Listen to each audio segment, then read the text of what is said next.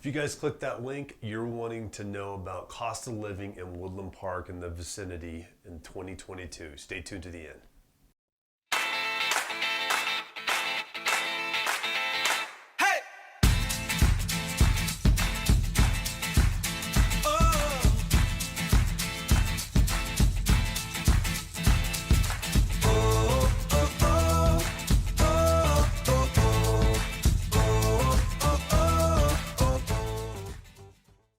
Hey guys, real quick before we get in the video, I just want to say really fast, if you haven't done so already, make sure you hit that subscription button down below, hit that notification bell. What that'll do is notify you every time we have a new video that comes out. We've got a new video coming out at least twice a week right now is what we're looking at.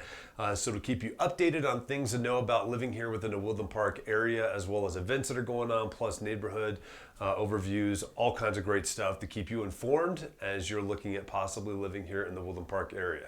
So also, if you got any questions whatsoever, please don't hesitate to give me a call, shoot me a text. You can do that at 719-266-2725, or you can email me at info@jdmret.net. That way I can answer all those questions for you, get you any of the information that you're looking for, or help you if you're looking at moving out here to the Woodland Park area. I would love to be your real estate agent if you're looking at moving out here. Hope you guys enjoy this video. Okay guys, we're going to jump right into it, and starting off first, I want to say you could do all your own little research and see what the median home price is and see what the median utility price is going to be, all that fun stuff for living here in the Woodland Park area. And this is 2022, this is specifically July 2022. We have a recession that's coming, some say it's already here, lots of inflation, all kinds of crazy stuff going on. But I'm not here to give you those stats specifically along those lines. I'm going to be giving you stats that you're probably more than likely really wanting to know.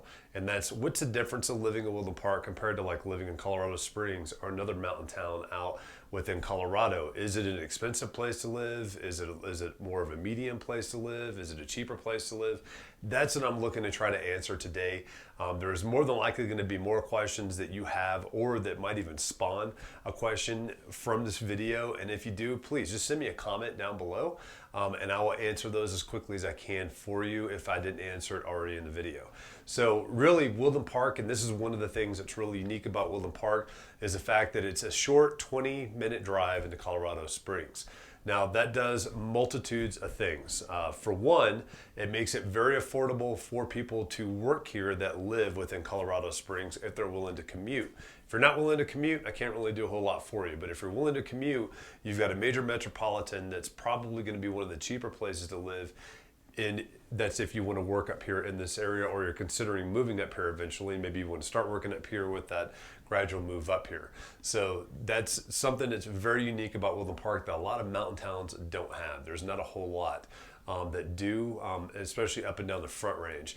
And I'll say this too, Woodland Park is probably one of the cheaper mountain towns to live in for the size of the town, the vicinity of a large metropolitan city when you compare up and down the Front Range in Colorado. If you look at places like Boulder, Estes Park, Evergreen, Conifer, those mountain towns, and you get up in those areas, they're going to be extremely expensive. Woodland Park can be considered to be a little bit more expensive than Colorado Springs, but it's not a massive increase in expense.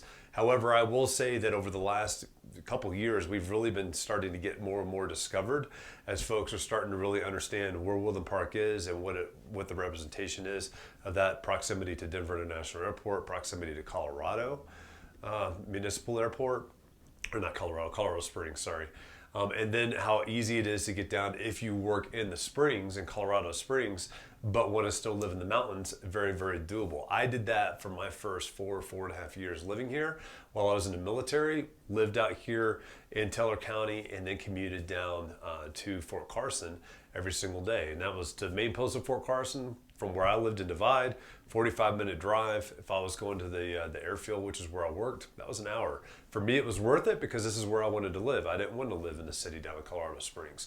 But those are things that you're going to have to kind of figure out on your own to see what's going to work for you as well, you and your family, and what your situation is. Some folks absolutely do not want to commute. Some folks don't really mind it. I don't mind commuting if I get to commute in a beautiful place like this. Helps out quite a bit. So certainly stuff to think about. Now, compared to Colorado Springs, Woodland Park in and of itself is a little bit more expensive in some ways. And here are those ways. One is going to be housing. Housing is a little bit more expensive here in Woodland Park than it is in Colorado Springs. You're not going to find a lot of housing for less than $400,000 up here. The majority of housing is going to be in the $500,000 to $600,000 range for your average homes up here. So that is certainly something to think about when you're looking at affordability, which is why there are folks that live in the Springs and work up here, and people that work up here or live up here and work in the Springs. So definitely something that you need to think about for you and your family, and you really need to put that into perspective too, because the closer you are to Woodland Park, the more expensive the homes are going to be. You're not going to be able to find a 5-acre piece of land for $350,000 or $400,000. It's got a 3,000 square foot home on it and doesn't have lots of issues that need to be upgraded. That's just not going to happen. You need to be very realistic with what you're looking at with that as well. And as you get further away from Woodland Park and you get out into the Divide, the Florissant area, into those neighborhoods, the prices typically come down for the same size home as you would find within the Woodland Park area. So the closer you are to this hub of Woodland Park, the more expensive homes get, the more expensive land gets.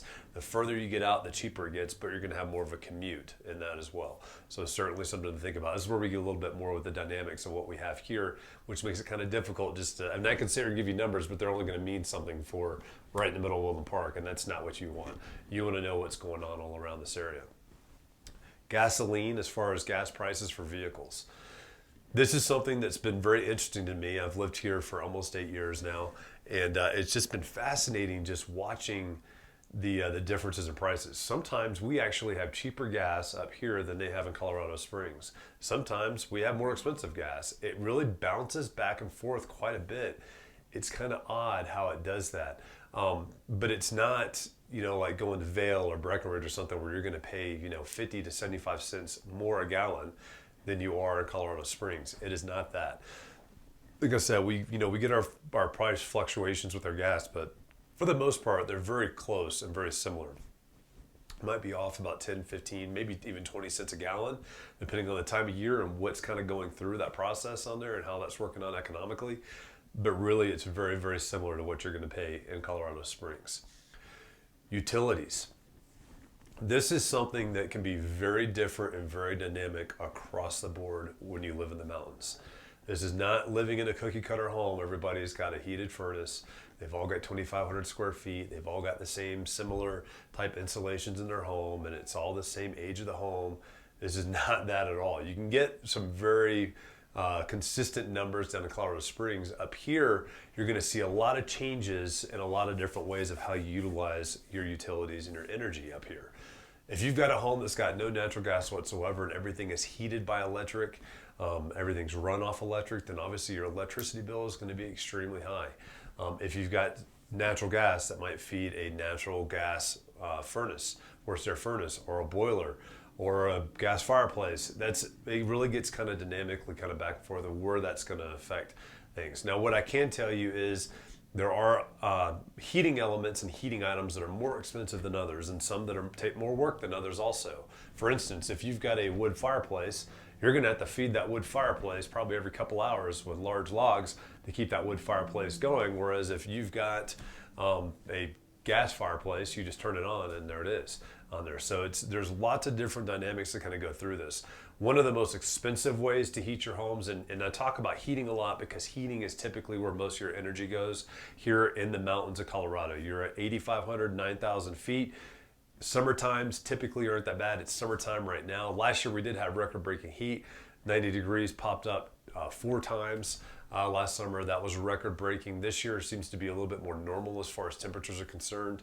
The temperature outside right now, and it's about 10:30 on middle of July day, and it's 63 degrees outside right now. And it'll warm up into the 70s and possibly the 80s later on.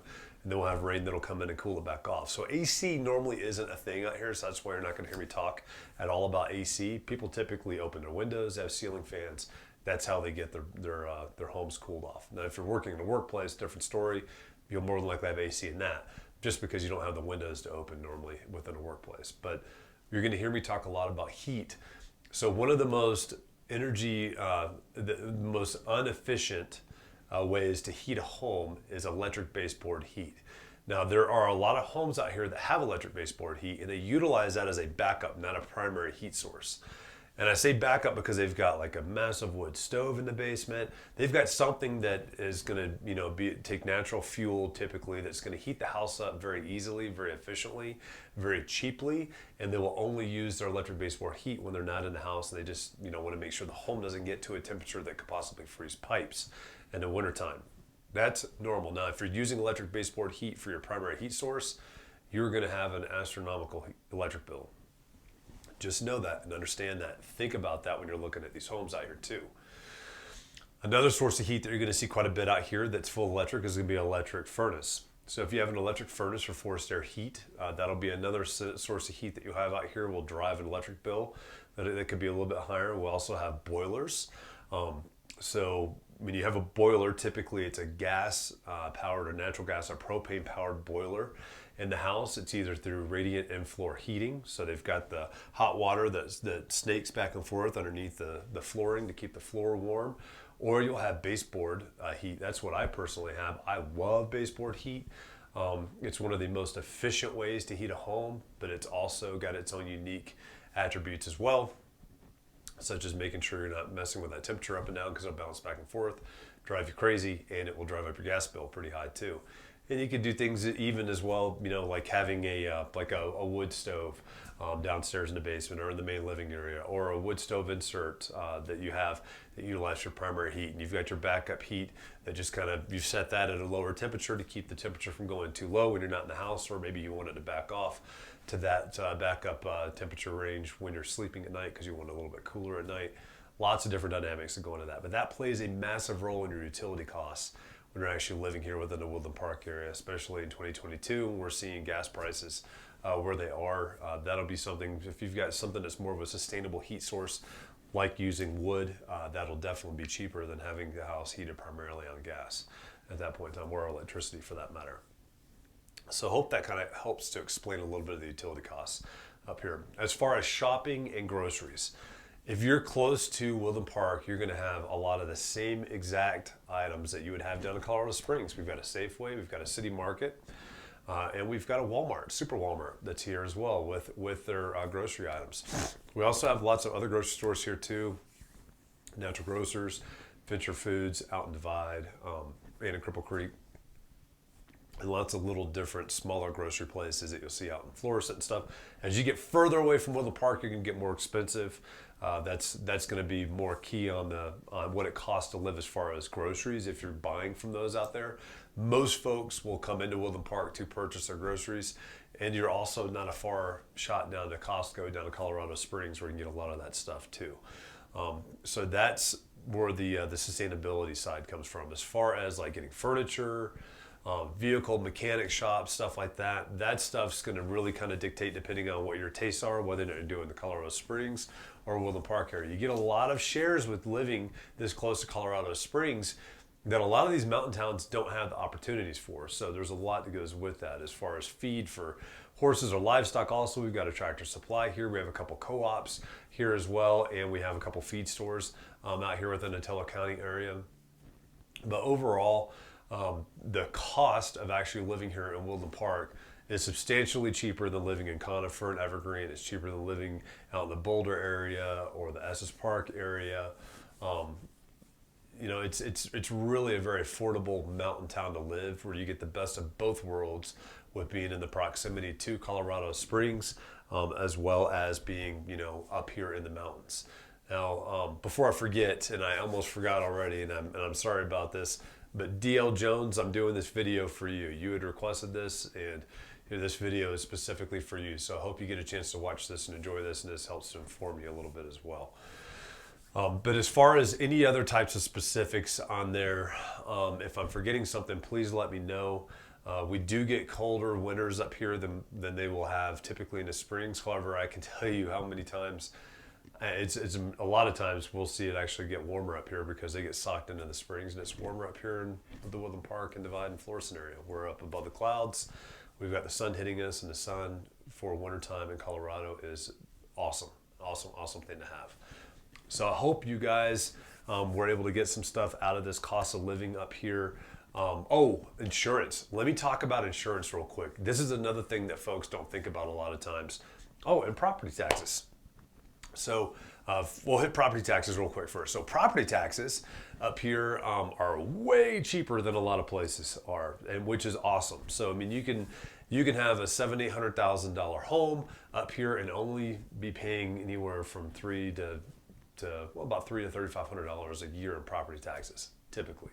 There's different nuances that can change that back and forth, but that's pretty cheap for a home that's that expensive for property taxes. That's awesome. Homeowners insurance is where some of that can be kind of recouped on that side. We did have a lot of fires beginning the spring this year because we didn't have a whole lot of moisture coming out of winter. We usually get a lot of spring snows that helps kind of moisten everything back up. We didn't get that this year, so we had some fires that kind of spooked some of the insurance companies out here. So we've seen some insurance increases, looking anywhere from the $2,000 to $4,000 a year range on your homeowners insurance out here, depending on which insurance company you're using and the cost of the rebuild value of your home is. That's for a home that's in the $500,000 to $600,000 range. Could be, even up to the $700,000 or $800,000 range for that $4,000 a year on there too. So, but it really depends on the insurance company you use. I strongly suggest that if you're looking at living out here, you shop around. I give my buyers at least 3 vendors that I put out there for them to check out up here that have serviced this mountain area for quite a while. I was a USAA insurance person for, well over a decade, probably close to 2 decades for both homeowners and cars. The reason why we did not go with USAA when we first came here is because of the way they zoned everything. The homeowners insurance was the problem. The car insurance was good, but the homeowners insurance, they zoned us with the front range. They zoned us with down off the mountains, down where all the hail hits all the time. So we were getting the premiums for folks that get lots of hail all the time. So that's why it's important to really shop around. Don't just take the first insurance company that gives you a quote out there. It might be an insurance company you've been with for years and years and years. I know and understand that, but definitely shop around. These guys will change their fire rating scores quite a bit as well, which can dictate how much you're going to pay also on the home. So it's super important to go into that. So if you guys got any other questions on any of the cost of living stuff, please don't hesitate. Like I said, you can just put it in the comments if you want to, and I'll answer as best as I can.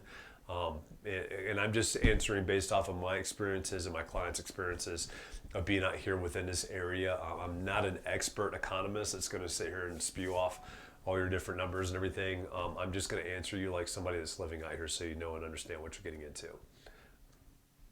Okay, guys, there you have it. That is the 2022 cost of living within Woodland Park and the vicinity. Hope you guys enjoyed that. Just wanted to say again really quick, if you haven't done so already, make sure you hit that subscription button down below. Hit that notification bell. That way you're notified every time there's a new video that comes out. We've got at least 2 coming out every week right now.